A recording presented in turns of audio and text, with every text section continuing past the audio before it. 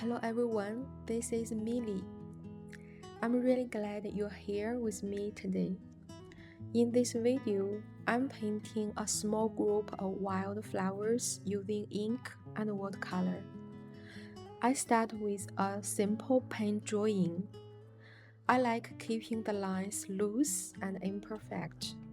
I believe that there is no perfect straight line in the nature, so by drawing this way, it helps me stay relaxed and leaves rooms for the painting to grow later and also make my painting more natural and loose.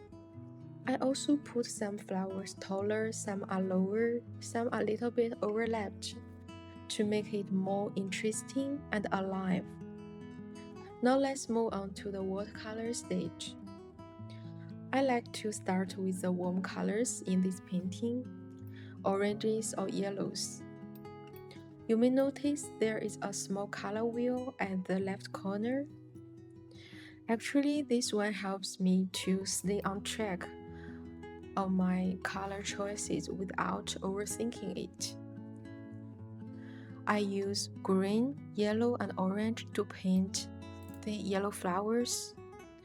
It seems like that when I choose the colors next to each other on the color wheel, it makes the colors more harmonious and the colors stay together. Some of the flowers are dominant by orange, some are dominant by greens. After paint the warm flowers, I started to paint the purples. At this stage, I also used the color wheel. I mixed purple with rose red and a little bit of blue. At this point, after painting the purple flowers, you may notice that it makes the yellow flowers more brighter. This is because purple and orange are opposite on the color wheel, and this contrast brings energy into the painting.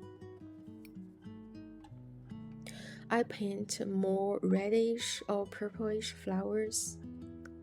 And also it's a tricky thing for me that here when I paint the white flowers, I only need to add some blue to the white flowers, and my brain will tell me that they are white flowers and the blue are the shadows. It's quite interesting. How do you think? When I paint these little two flowers, I add a small drop of light green in the center, and it quite works for me. That makes the flower more alive and more lovely. I quite like these two little flowers.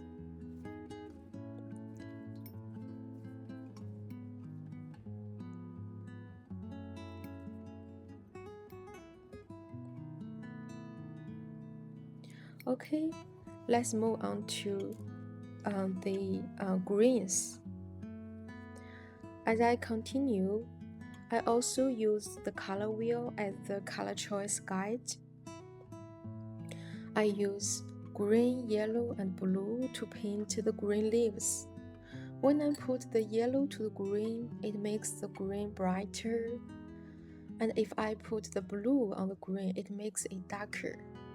And by mixing the color this way, it makes the greens more colorful, but also more harmonious.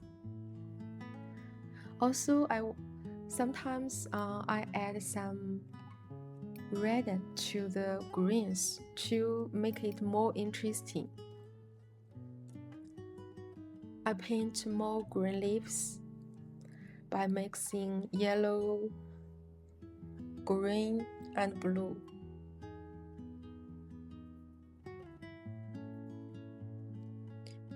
Next, I start to paint the second layer of this painting. I use the similar colors of each flower at the first stage.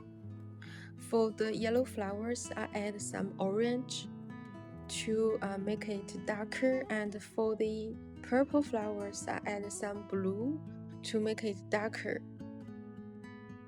And after I paint these darker values. It makes these flowers more like 3D dimensional.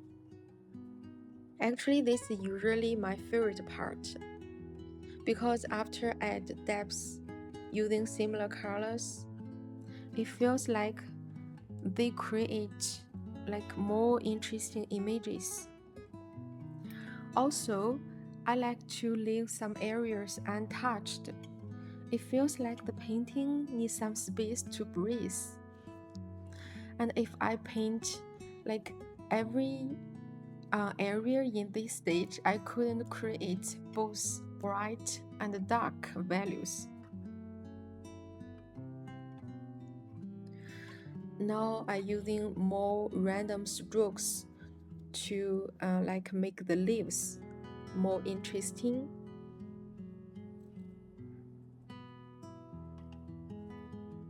I add more details because it seems it's not enough for me. Use small strokes to add more like details. Now at the very end, I add a few random dots by gently flicking the brush, painting more loosely. After sign my name, we are finished. Thank you for joining me today. I hope you enjoy watching. It brought you a sense of calm. I'll see you next time. Thank you.